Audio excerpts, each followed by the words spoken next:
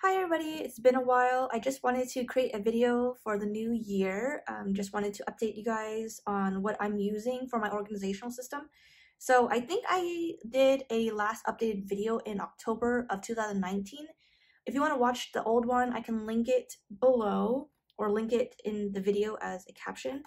But otherwise, I'm still using the personal file fax in the Finchley. This is what it looks like. I think my setup is a little more organized this time around because I know what I need and what I don't need. But I'm still using the functional sticker dots from SweetCaressDesigns. My cover page has not changed. I still find this quote fitting and useful, and I love looking at it every single time I open up my planner. This clip is from Oliblock. And all the shops I mentioned that are included in this planner will be linked down below as usual.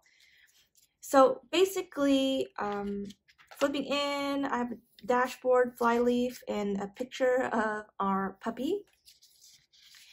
And starting with the monthly, it looks a little full. I decided to mark down alternating weeks in terms of when we are supposed to pull out our recycling bin. We actually moved into a new neighborhood, and every other week is recycling day. So they gave us a printout for the schedule, but obviously that schedule ended in December, and I don't think they've sent us a new one. So I decided to go ahead and make it easier on ourselves and mark it myself. So our trash day is every Monday, so of course that doesn't need to be reminded. But recycling, like I said, is every other week, and it alternates depending on the neighborhood. Ours just so happens to be next Monday, I believe. Yes, no, 2 weeks from now. Still marking down, these pink ones are my classes. Purple here is birthdays, just so I don't forget. And my sister's visiting me the end of January, early February weekend, so I marked that down as well, just as a reminder. Next tab is weekly. It looks a little full now. I'm still using the week on one page from PeanutsPlannerCo. I think this is my most preferred method of planning. I did a week on 2 pages with all the extra boxes for weekly tasks and things like that, and I mean, it's a little overwhelming. I think this suits my needs better. So I just remind myself different things, grocery shopping, if mail has arrived, little to-do lists, things like that. I think last time for my work tab, I decided to do a study session section, but I actually am starting classes, or I started class yesterday actually. So I went in and I used a free printable from PeanutsPlannerCo and decided to mark down every available assignment that is expected. So the way my class works is there's an in-class writing and then there's a homework, and for the goal of my class, we are working towards a portfolio. So yesterday we were given a homework assignment and a project portfolio assignment. So there are 10 of these assignments in class and outside of class total. So I just want to make sure that I'm turning it in, because I do believe we have to turn in 9 out of the 10 in order to pass the class. So I just want to make sure that this is done every week and that I've done it. So yeah, it was tedious to type it in, but I think it looks more organized when you type and print it out versus me writing it out. Yeah. And of course, this next one is from simpleandtrendyco, and this is just a study session daily planning insert. I think this would be perfect for self-studying, working on homework assignments, just marking and blocking out time for yourself each day to accomplish your goals. And this next tab is just routine. Like I said, I think 99% of these are PeanutsPlannerCo inserts, but this is a monthly tracker, so obviously I don't have that many tasks to be using this whole page, so I've had an idea to just section it off. So we started with January, and it's not necessarily personal hygiene or anything that I'm tracking. It's mainly making sure that I've been on top of washing and bathing my dog every 3 weeks, I believe the recommended time was. Seeing how often I babysit. I sometimes I forget what day I wash my hair, so I like to keep track that I'm not doing it or waiting too long in between washes, because my hair does have a tendency to dry out if I wash it too much, and I'm trying to stop washing my hair with or showering with super hot water, but I just can't stand the cold. So yeah. So this is just all I have in my routine. I don't know if I want to add in a cleaning checklist or a cleaning zone checklist I've seen so many people have. It does look like a wonderful idea. I don't know if that's something I would add later, but right now this monthly tracker is just simple and a perfect fit for me. Next section is finance. I'm not sure if I want to do a in-depth video, but I did use PeanutsPlannerCo's free printable, and like my assignment tab, I typed it in on my laptop and printed it out. So basically the way my checks work is I'll get paid, or we'll get paid every 2 weeks. So instead of having my paycheck withdraw all of the bills or pay the bills in one, and then having nothing left over to put towards sinking funds or debt, I decided that it'd be better to do half of the paycheck for half of the bills that we have to pay. So right now, rent isn't included in here. It's already withdrawn, so it doesn't really matter for me because it doesn't factor into the budgeting plan. But what I have here are, I guess you would say, not flexible, but just kind of stationary bills. So we have internet, the car payments, insurance, and T-Mobile, and then gas is obviously a flexible number, so I kind of have it here where the cash withdrawals are. If you're not familiar, I did use most of Dave Ramsey's methods to pay off all of our debt, which the only thing that we're paying debt towards is our car, which is going to be paid off pretty soon. But yeah, so we use his method. We kind of half the payment. So this is basically what half our bill is. Infinity, I put $15 per paycheck because the total amount due at the end of the month is $30. So 15 and 15. Same with the car payments and the car insurance. Now, I would highly recommend, I don't know if anybody is aware of this, but it's good to keep your options open for car insurance. Now, I'm saying this because I've switched car insurance, I think twice already. Yeah, twice already. And we started with a car insurance, and it seemed like a good deal at the time. And then we financed a new car. And of course, the insurance that we were with jumped up because of the new car. And of course, my husband and I were, I think, 25 or under 25 at the time. And our car records hadn't completely cleared yet. So we were still paying a super high bill. Now, so basically, we got rid of a car and we lowered our bill a little bit, but because we moved to a new state, I decided to go ahead and look around and shop for cheaper alternatives. So basically, what I'm saying is every 6 months if you're paying the 6 months thing, I think that's every time it renews. But every 6 months, I would just look around to see if you can find a cheaper option. That's something that I did. We found a cheaper insurance option.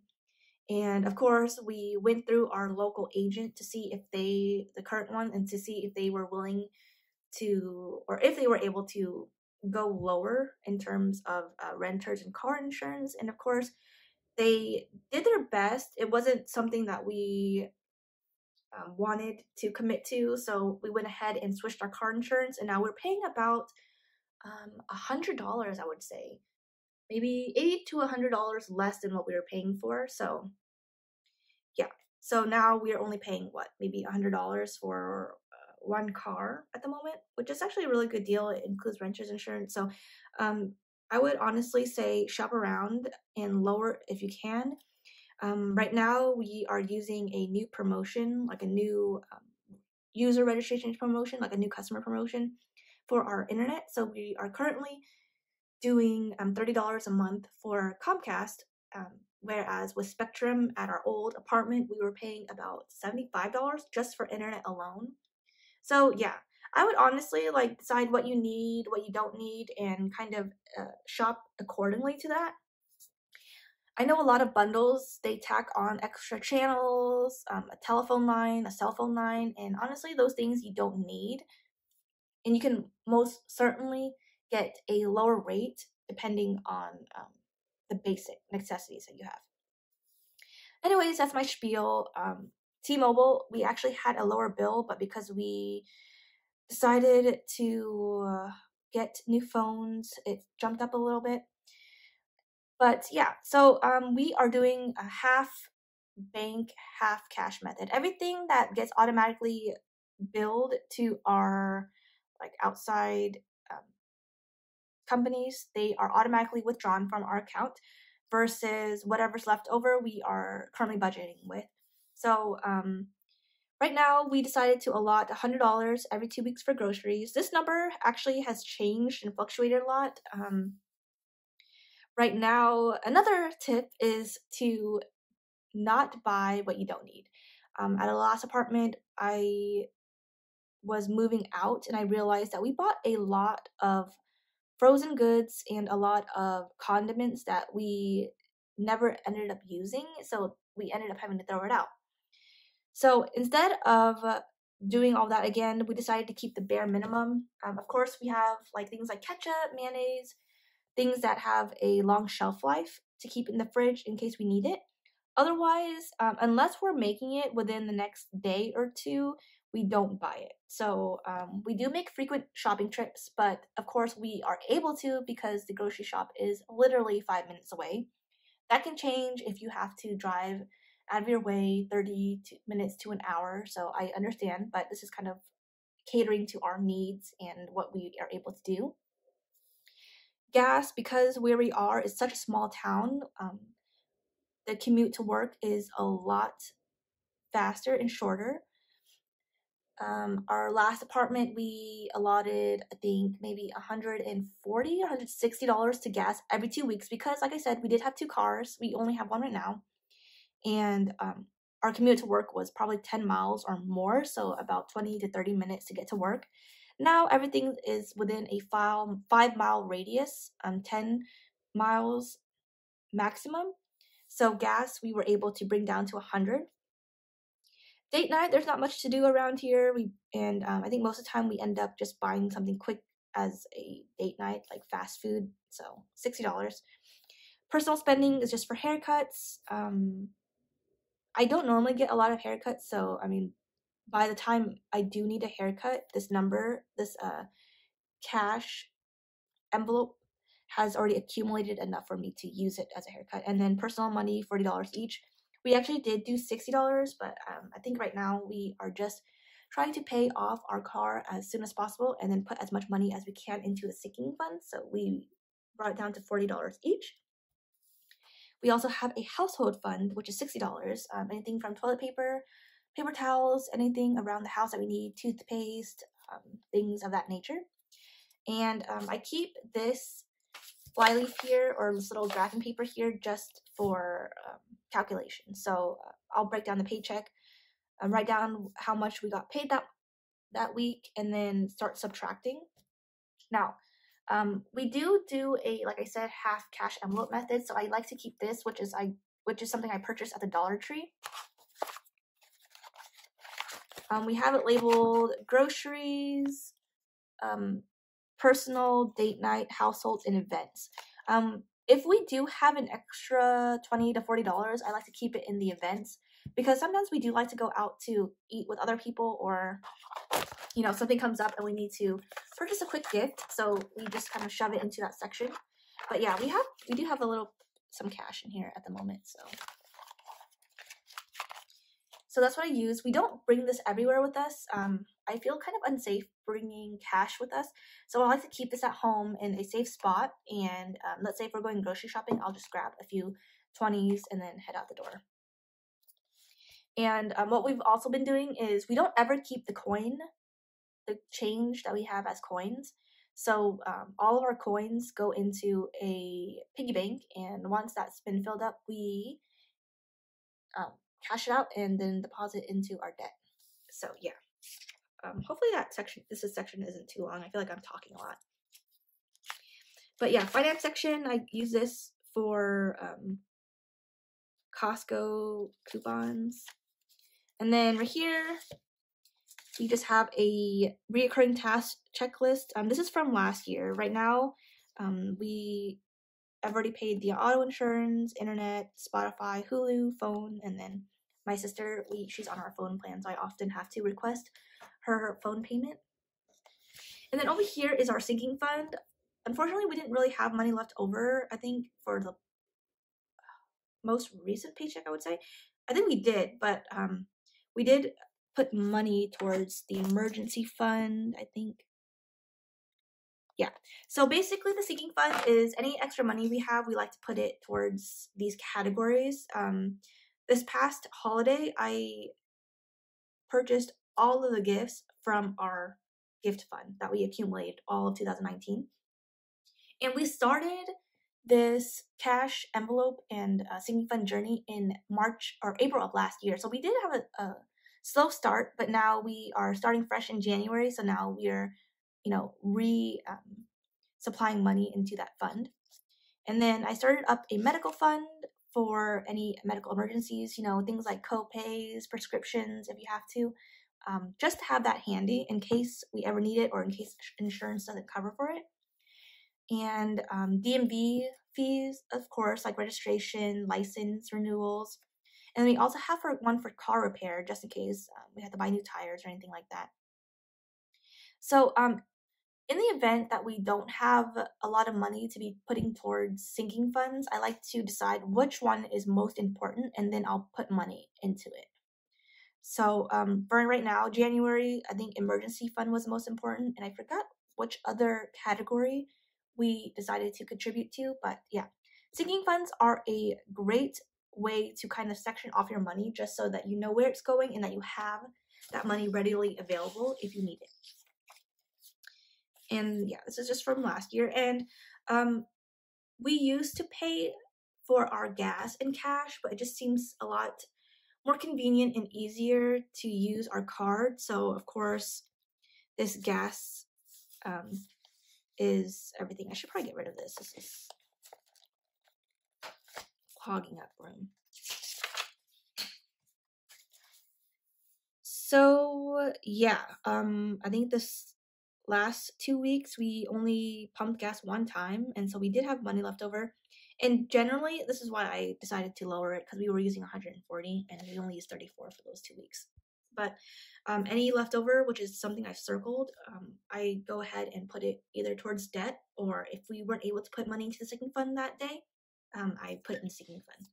And then this savings tab is just keeping track of how much money we are putting into the sinking fund. I'm not going to flip to that, obviously. And then we just lists and tasks, just things like that. Nothing important, really. In the important tab is passwords, which I'm not going to show on here.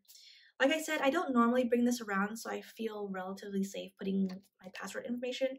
And when I do put password information, I make sure to leave letters and numbers out. So if anybody does find this, it's going to take a while for them to figure out the missing number or that the password is incomplete. But yeah, that's pretty much for my daily organizational planner. This is what I use for school, work, and our finances. I am starting to use my Midori Passport Traveler's Notebook for everyday use. I do bring this around with me just because it's more portable. Other than writing down like writing ideas, I do use this as a everyday checklist or like an everyday note, like just write down notes. Yesterday I went to H Mart and wrote down like a little grocery list. These are things I had to buy. I mean, it's honestly anything that I don't get to right away. Usually with things in my weekly, there's a deadline for it. So this is just quick notes and reminders.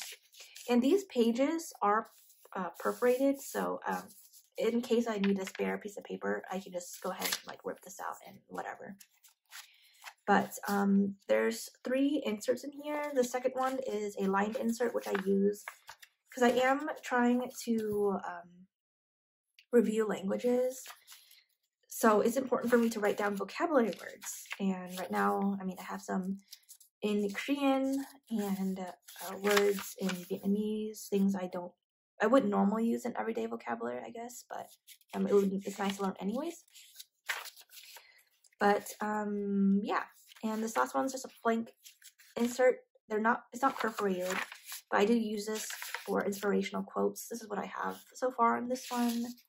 A comfort zone is a beautiful place, but nothing ever grows there. So anything I find inspiring or things that make me happy, I'll put in here. But yeah, this is what I normally like to bring around with me. Everything, all the deep duty organizational stuff stays in this Filofax.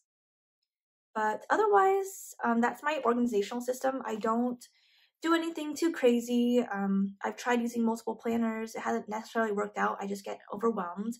And I think right now I've decided that I do like functional over decorative. So that's what I've decided to like stick with.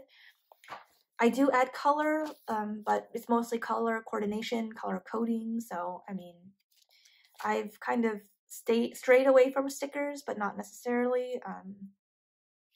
Yeah, I think that's pretty much it. Sorry that I am rambling. Sorry this is a long video, but if you guys have any questions, any comments, things like that, feel free to leave a message. But yeah, thank you so much for watching, and this is my setup for 2020.